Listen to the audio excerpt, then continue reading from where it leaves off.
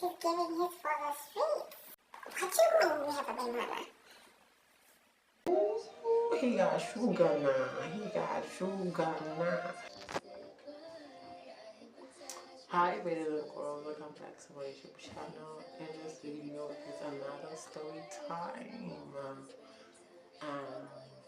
I'm gonna be talking about my Nigerian Prince story time. My Nigerian Prince experience. Okay, I know you will. Don't look at me with those judging eyes. I'm not nasty. I'm not doing things I shouldn't be doing. Okay? This is just a lifetime experience. And you know what? All of my story times happen. All of my story times happen in the DMs. Okay. It goes down in the DMs. It goes down. It's giving the weekend. You say you got a girl, but you already got me, or you know you got a girl. Okay. I just keep them satisfied to the weekend, but I did not keep anyone satisfied till the weekend. But you know, it's giving the weekend vibes by Caesar. You know what I mean? So please don't judge me. We should never go there. Why we wanna go there? We should never go there. But anyway, let me start the story time and start rambling and just get into the deep details. I'm sure you're gonna like Nigerian Prince experience. What you mean, Oga? Stick around. Stick around for that. See? Emeka. I'm just kidding. I don't know what that means. I just hear people saying, like, you know, when you grow up watching a lot of those Nigerian movies, like, you know, those shock moments. So I'm just recalling that moment. So yeah, it went down in DMs this one evening, not even evening, this afternoon. I started talking with this dude. Like, it starts with the talking, and it wasn't a wise decision to just go there. But then I made sure that he knew me girl, me non-trans, okay, me trans girl, me bad girl, trans girl, you know. I don't know. I don't need to keep up the accent, but then I made sure, like, you know, all of those boxes were checked. And then he was like, okay, come over. When can you come over? Like, you know, I just, like, you seem like a good, like, you're not my vibe. Like, you know, just like, okay, you seem like I'm a introvert, extroverted. Like, you know, I have my own people. Once you get to know me, that's when I can just loosen up and you will see the little extroverted side. So he's like, when can you come over? Like, you know, I would like us to have just a chit chat session. Like, you know, I know y'all know need some Jesus, okay? Nothing nasty, okay? Didn't go that far.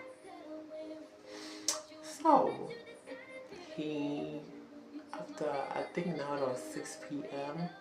and I'm like, okay, let me just freshen up. Oh my goodness, I took up the camera. I was like, let me just freshen up. I'll tell you when I'm done.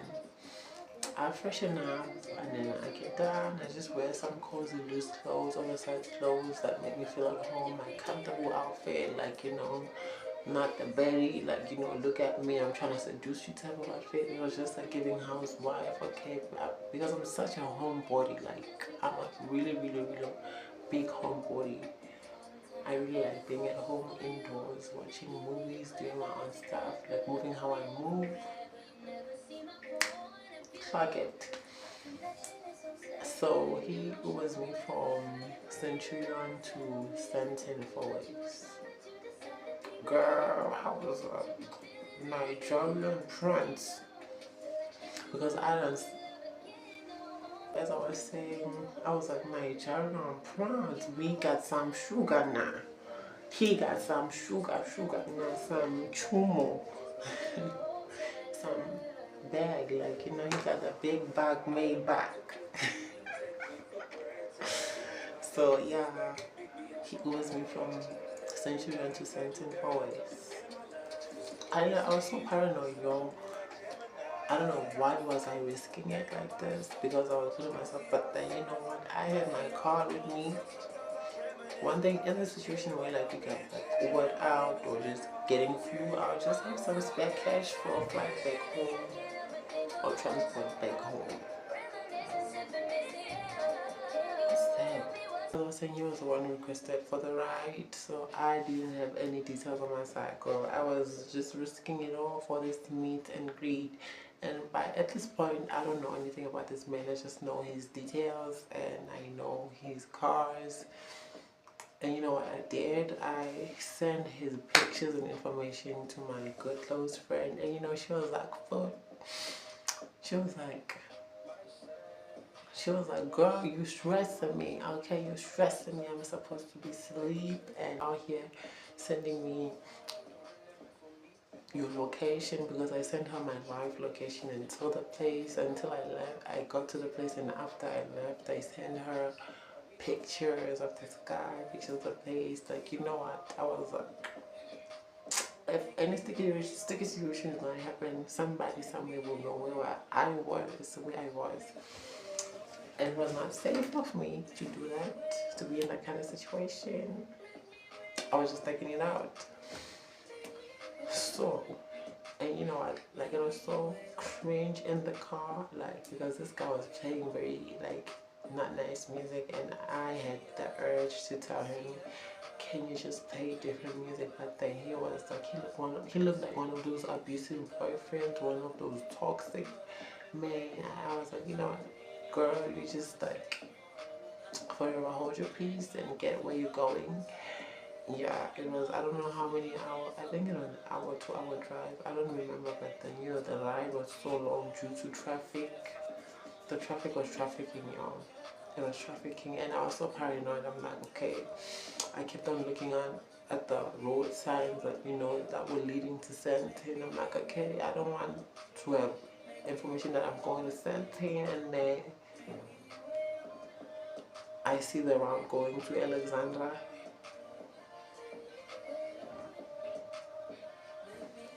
And nothing rushing up in, I mean, there's nothing wrong with Alexandra, but then I was like, I'm at a, you know. But then when we reached a certain part of the route, I was like, okay, we are entering Santin now. He was honest, okay. So we get to this complex, this nice complex, secured, looks expansive complex. And we had a challenge with the code, and then we swallowed the code out, and then he was waiting on the other side, and then, you know, I thought he wanted me to pay, but then he was gonna be the one who gonna pay. Okay, so this man waiting outside with a stack of cash, and he just gave the Uber guy like I don't know how many, like $100. Like he had a lot of like notes on him, so he was like, okay. And the, you know, I see like, you know, the Uber. Is that okay? Money. The guy, he's looking for change, and he's like, no, keep the change. He's like, keep the change, child. I'm like, ooh, he got sugar now. He got sugar now. But then, you know what? One thing about me, I'm not a materialistic person. I don't care about your money. I'm just like, no. I'm just like giving an interpretation of what my thoughts like were thinking at that current moment, like, you know. And let me tell you one thing about Nigerian man, they know about hospitality. It's like it's something that they were taught. It's like it's something that they went to school for, like, but then they didn't go to school for that. They were taught in their homes by their mothers and fathers. Like, they are well mannered when it comes to hospitality and treating people. Okay, so we walk up to his place, and let me tell y'all, people are living out there, y'all. People are living the life. Okay, they are living the life of the life. I was like, oh no. But you know what? I kept it very cute and very demure, like, you know. I just thank my family members who just exposed me to this type of lifestyle, so that I wouldn't make like bad decisions. I know I was making a bad decision right now, but then I wouldn't make bad decisions and just like, you know, in order to experience that life. Already, like I knew, like, you know, some parts of something because I've been there, I've lived there. But then this particular place, y'all, let me tell y'all, because I'm a sucker for interior design. Like, oh my goodness, I'm a sucker for interior design, and you know, the interior was giving, and from the TV, from the couch, it was giving, like, you know, expansive, nice, very cute, very demure. And I was like, girl, catch it. And I sit down with this man, we start talking, and I think I'm gonna give him the name Abby. Yeah, his name is going to be Abby. And then don't look at me like that. Why did he have to sound so Nigerian? Like, you know, he was Abby, okay, Abby.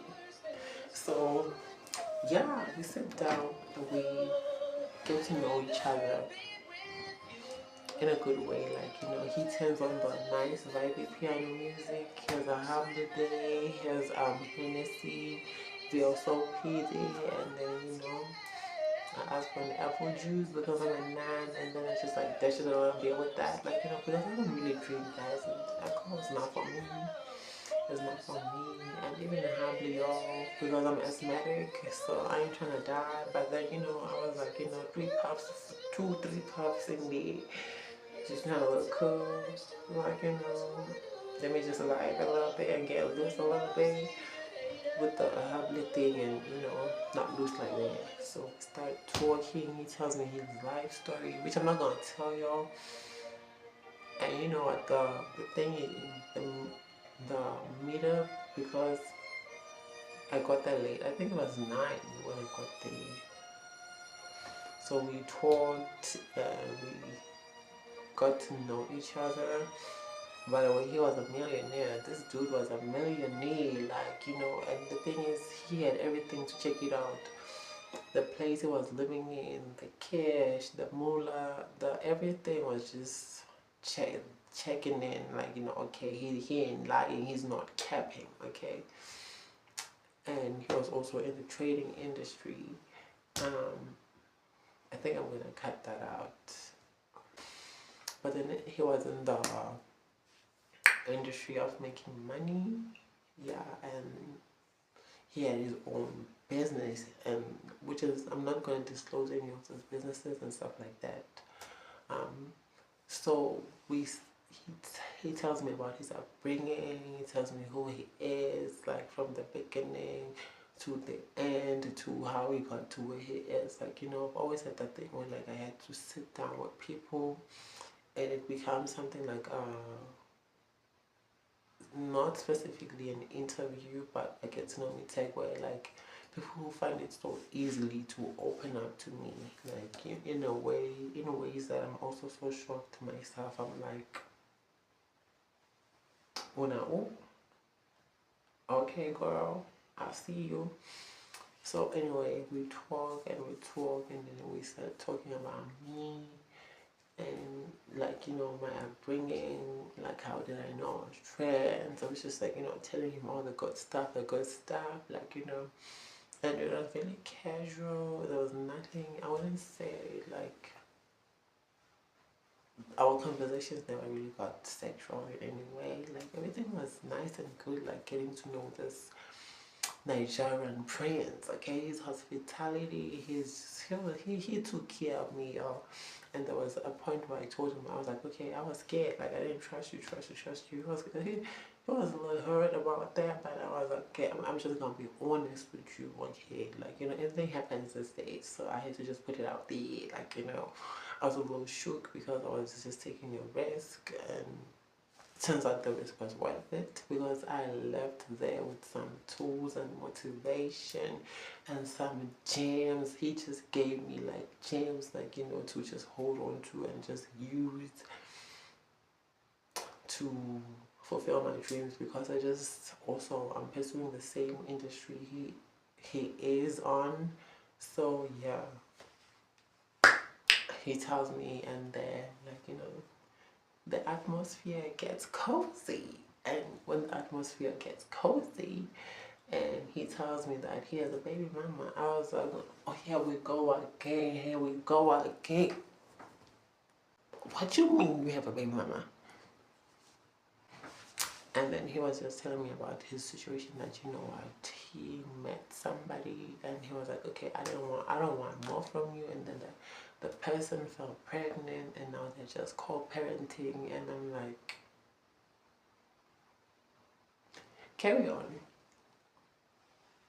And yeah, that's the thing, is like, okay, my only connection is that she's just my baby mama. I'm like, they all say that. They all say that. I was like, okay, I let it slide. And then